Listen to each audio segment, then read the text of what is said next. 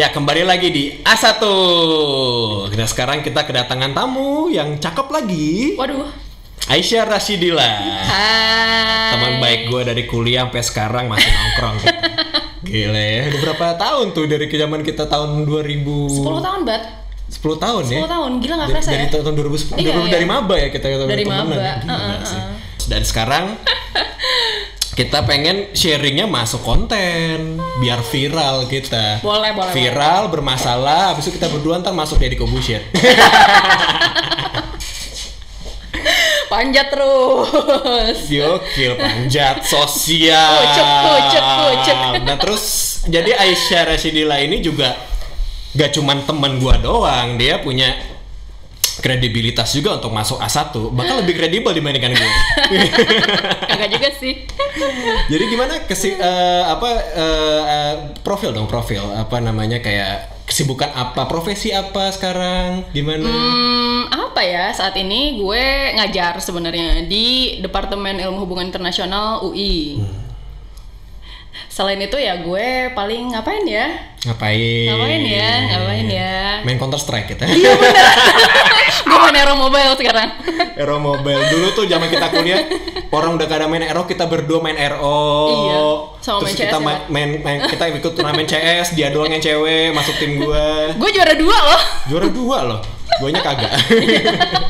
Jadi ya ini dosen HI, jadi ya pertama kan kayak kalau HI UI kan salah satu yang paling mustahil untuk dimasukkan.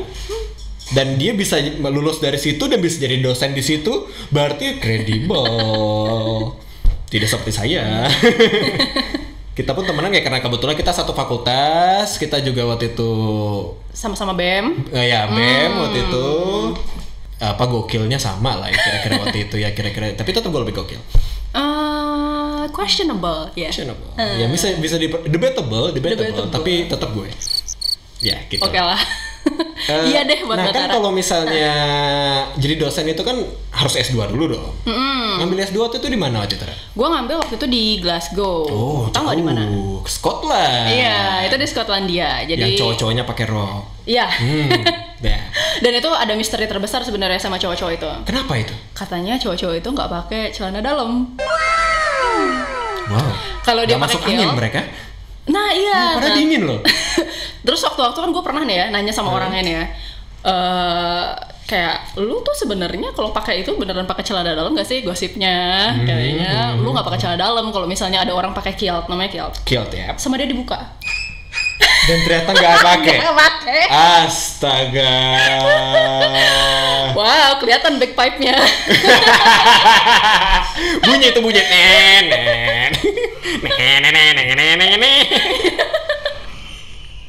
Sedih sih gue waktu itu.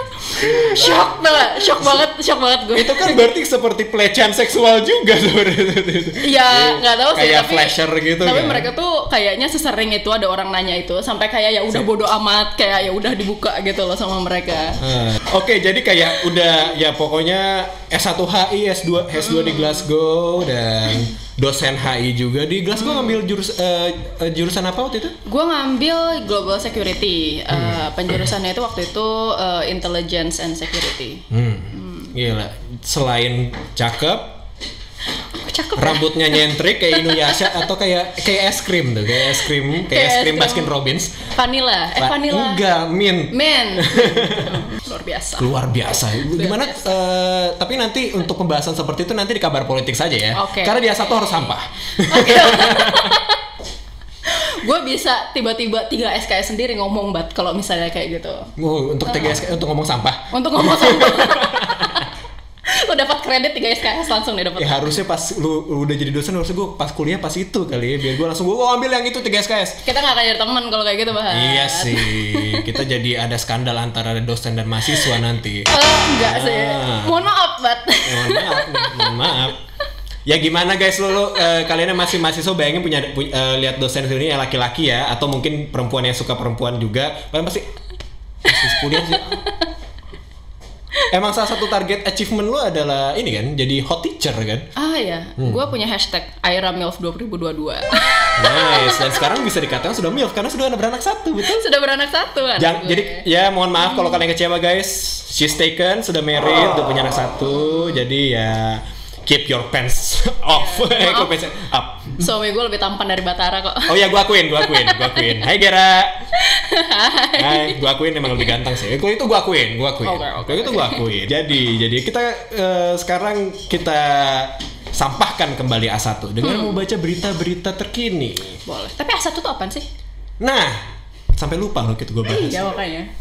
A1 itu kayak istilah intelijen di mana untuk info yang levelnya paling valid itu A1. Jadi kalau misalnya A1 itu emang info yang udah lu percaya aja deh gitu loh. Ya kayak lu nonton A1 udah percaya aja. Nah, abis itu kita sekarang bahas berita terkini yang lagi populer sekarang. Apa tuh? Kalau lu sendiri ada nggak yang lu kayak lagi concern nih, kayak jadi perhatian lu nih, yang valid, yang valid, yang terkini? Bro, tadi lu bilang ada partai yang baru aja ngedeklarasiin calon presidennya. Itu kalau nggak salah satu partai yang isinya anak-anak muda nih. Millennials.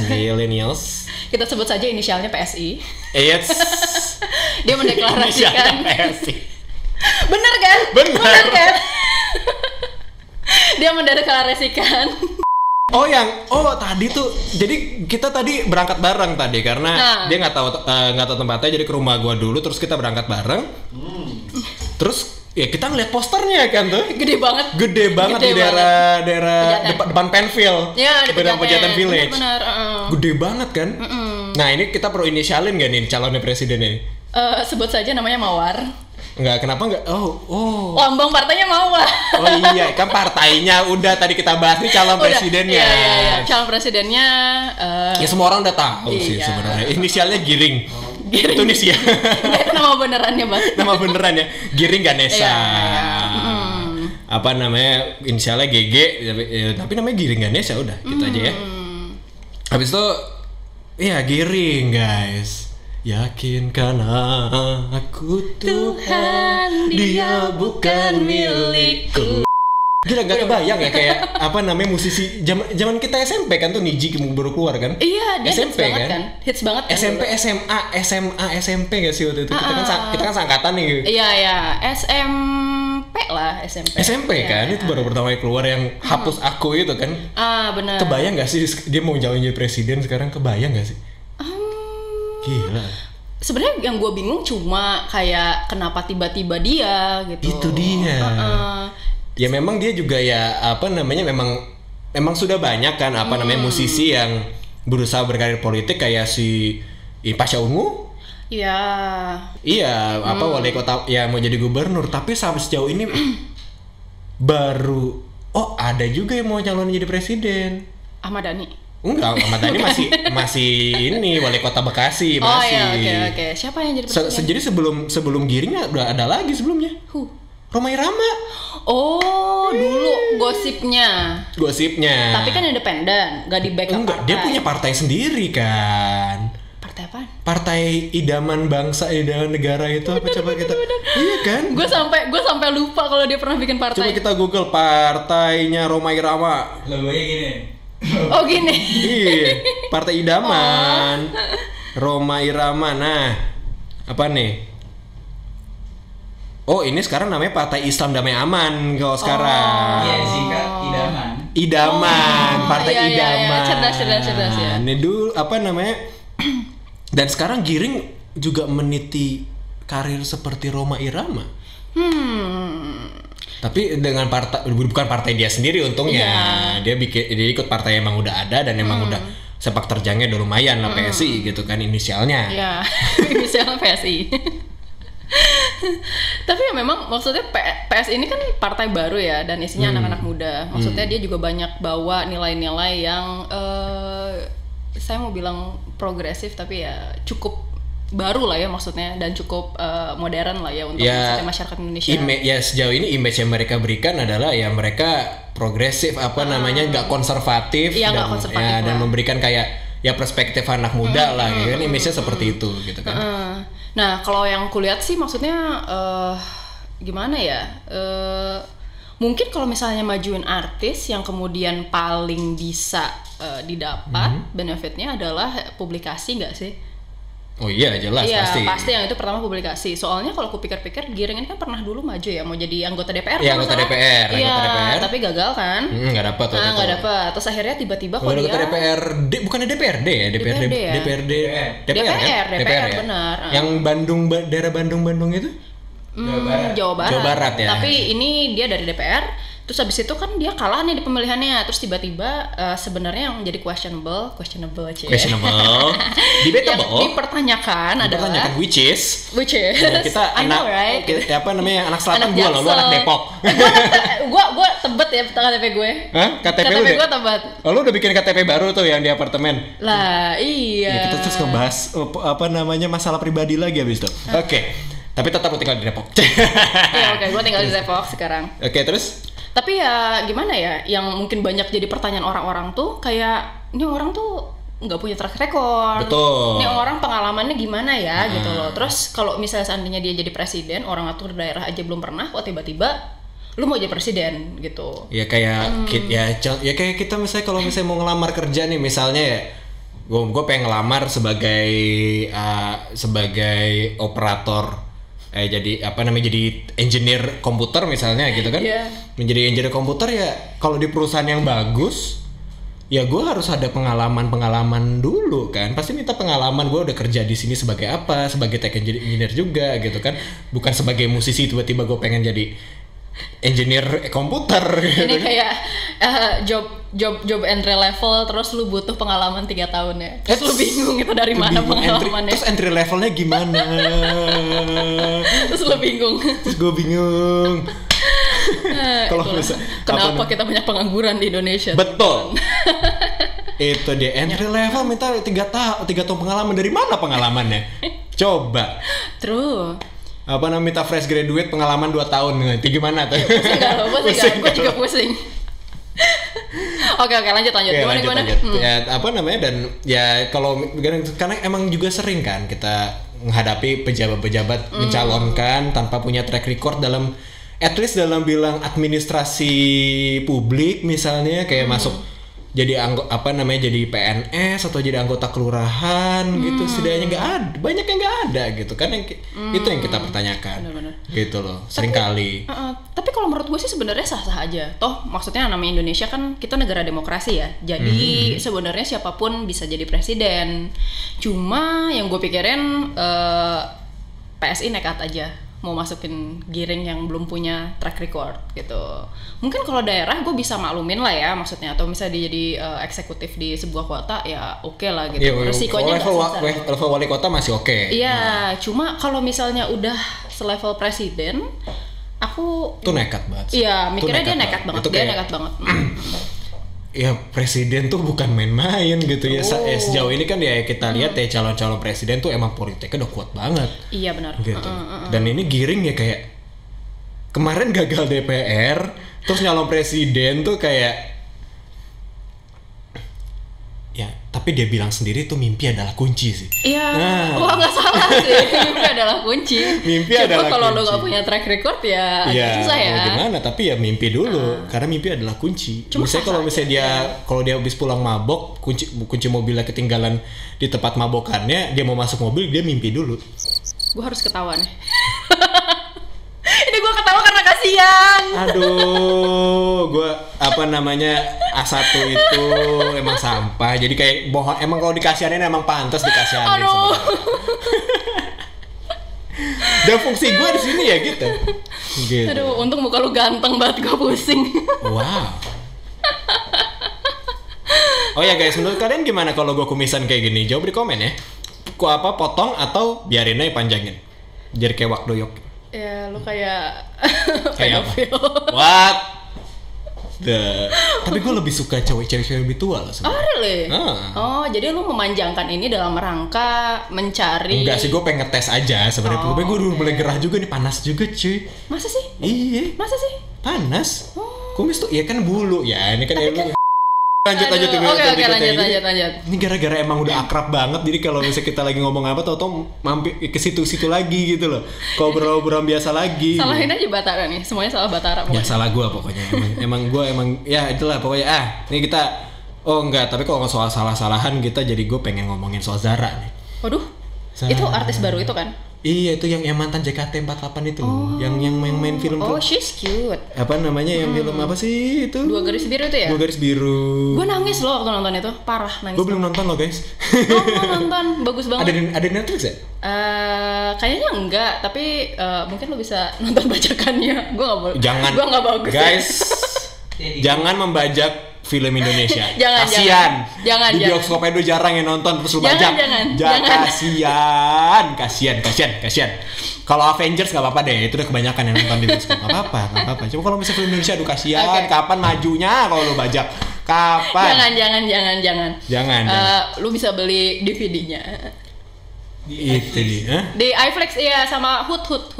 Oh, berarti nanti kita ya masalahnya ini yang kita sebut dari tadi tuh mereka nggak bayar sponsor ke kita. Stop. Enak aja. Oke. Bayar kalau mau sebut sini kita promosikan bayar. Nah, abis itu si Zara ini kan ya kita tahu kemarin tuh masalah cuman langsung viral.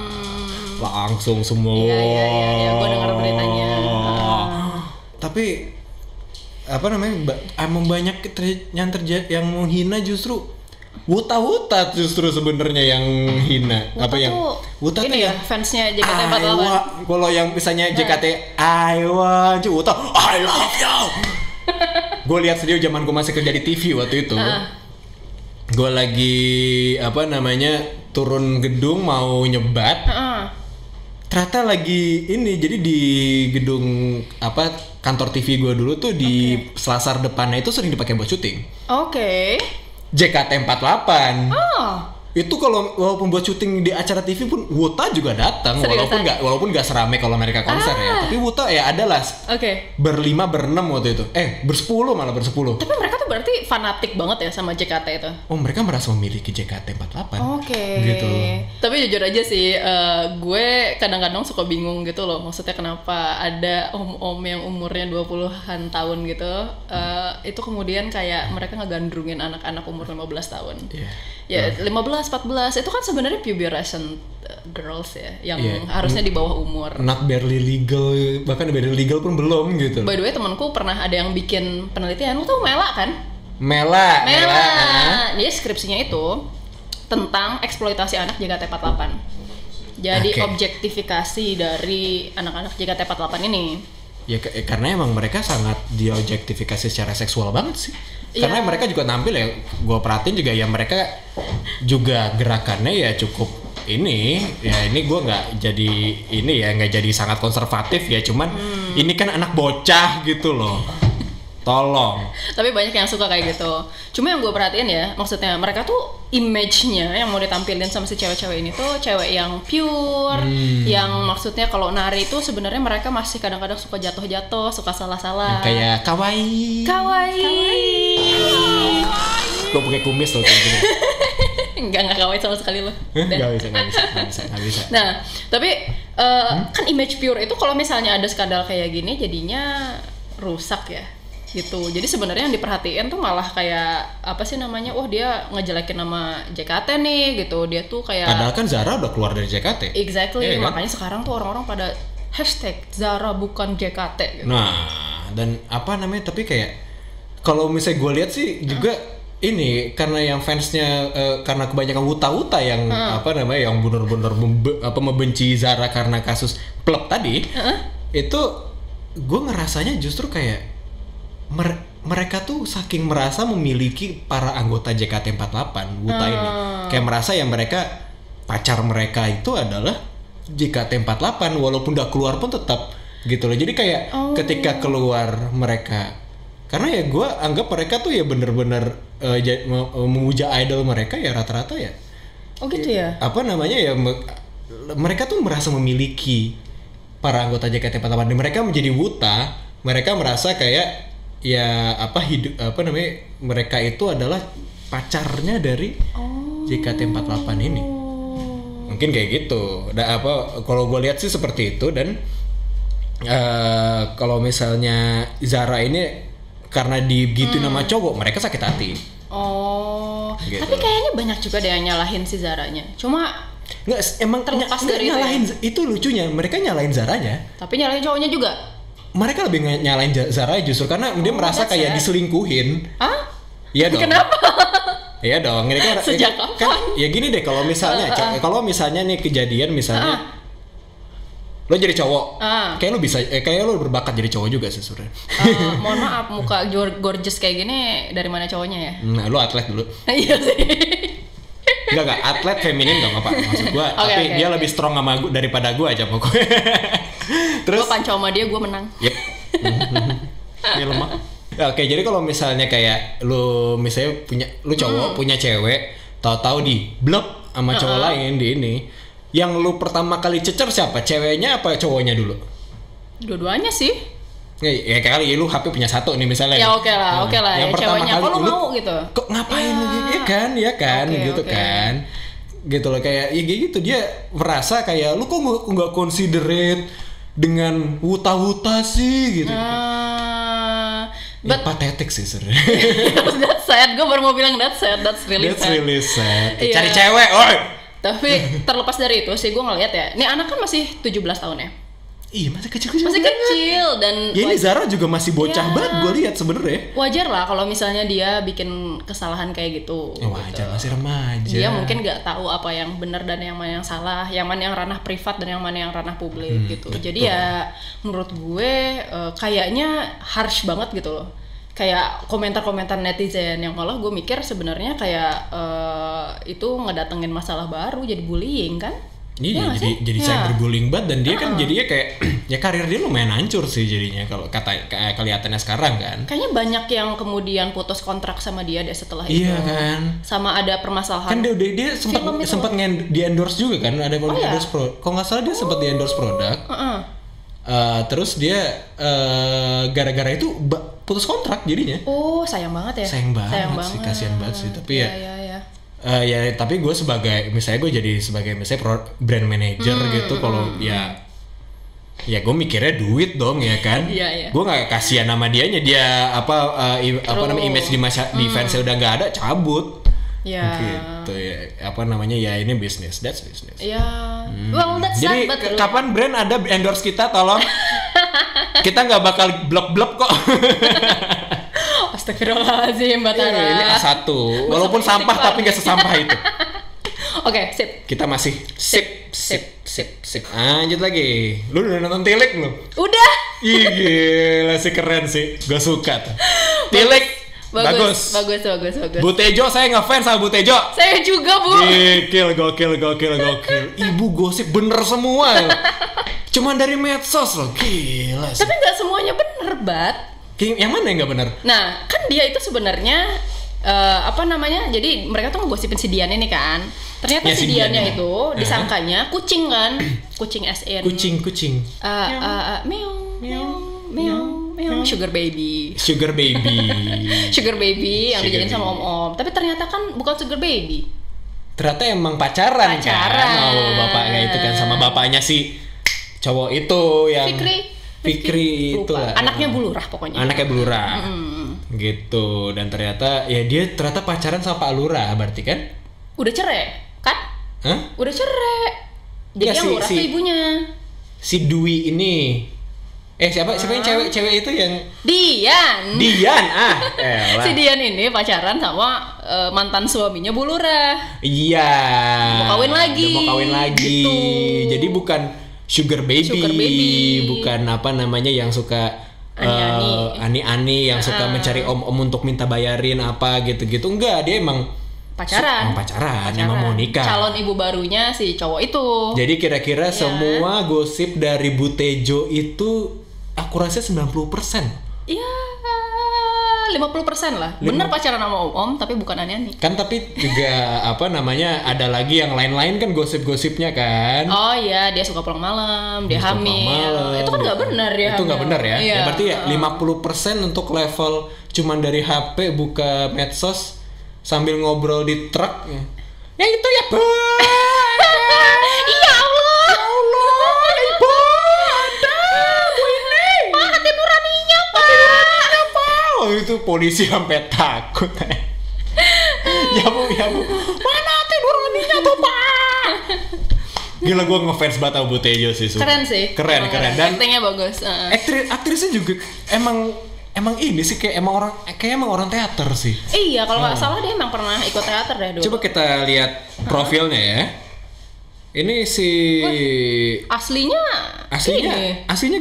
keren loh. Keren cuy. Nggak ibu-ibu gosip naik truk, enggak. Emang kelihatan seniman sih aslinya. Dia kayak emang kelihatan seniman teater sih. Siti Fauzia, pemeran Bu Tejo nih. Emang dia orang teater, tapi dia sempat sedih kemarin. Kenapa?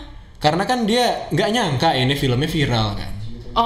Dia nggak nyangka nih filmnya viral. Dia katanya baru tahu viral dari suaminya, katanya dia bilang. Oke. Tahu-tahu banyak yang menghujat dia di medsos. Kenapa? Gak ngerti. Apa namanya? Gue belum menemukan hujatannya. Gue jujur belum nemu. Tapi ini gue baca di berita. Oke.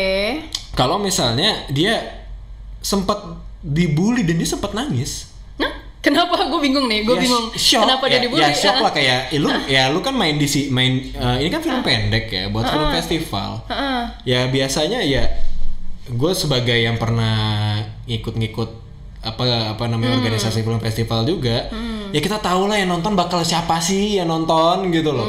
Paling yang nonton ya kalangan tertentu banget gitu loh. Bukan kalangan netizen. Iya, benar. Gitu. Apa bukan kalangan netizen yang mulutnya cablak kayak Bu Tejo gitu. Gue pertama kali nonton itu, gue dapet kabarnya tuh dari WhatsApp grup.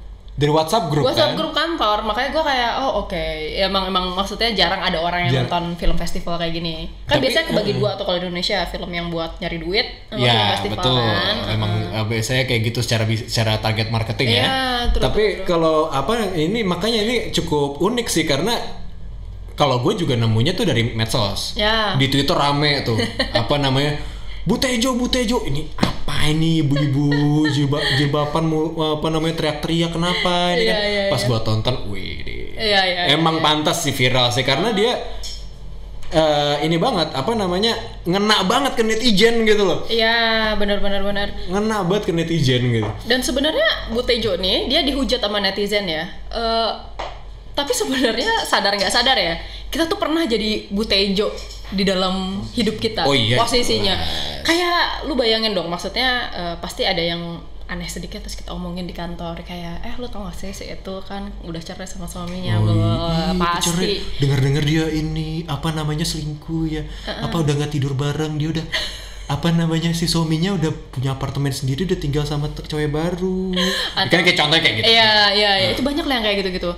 Jadi maksudnya gimana ya? Gue ngerasa maksudnya orang-orang tuh meskipun sebel sama Bu Tejo, mereka tuh bisa relate gitu loh. Kalau misalnya Bu Tejo ini sebenarnya manusiawi gitu loh.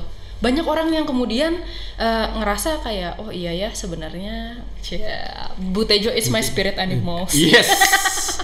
Tapi dia bukan animal. Ya, spirit human. Tapi nggak enak banget ngomongnya spirit human. Ya inilah apa? Totemnya kita totem. Dan ya ini emang kan kalau misalnya ini kan genre sitkom kan, situasi komedi gitu. Dan apa namanya emang senjata utama hukum dari sitkom kalau pengen bagus di mata masyarakat ini harus relate. Iya, terus. Harus relate dan ini relate banget Bu Tejo nih. Gila dan apa namanya tapi ya kenapa jadi ke aktrisnya juga ikutan dibully? Ya, gue nggak tahu ya. Gitu. Mungkin ada yang body shaming juga soalnya. Oh gitu. Ada yang body shaming juga. Jahat banget. Maksud gue kayak gue emak-emak dan gue bisa relate dengan orang yang body shaming emak-emak. Mohon maaf. Halo. Tapi emang ya netizen Indonesia tuh kadang-kadang nggak bisa gitu loh ngebedain yang mana yang film, yang mana yang kehidupan nyata. Itu dia. Iya kan? Ya kayak apa namanya? Lu gak suka ya Bu Tejo? Ya Bu Tejonya aja gitu loh. Soalnya gue tuh pernah nih dapat kayak berita gitu. Ternyata ada salah satu nih aktor Korea lah ya, dia perempuan, meranin perempuan yang ngambil suami orang. Oh, yang film itu apa? Marriage something itu aduh. The World of Marriage. The World of Marriage, ya benar.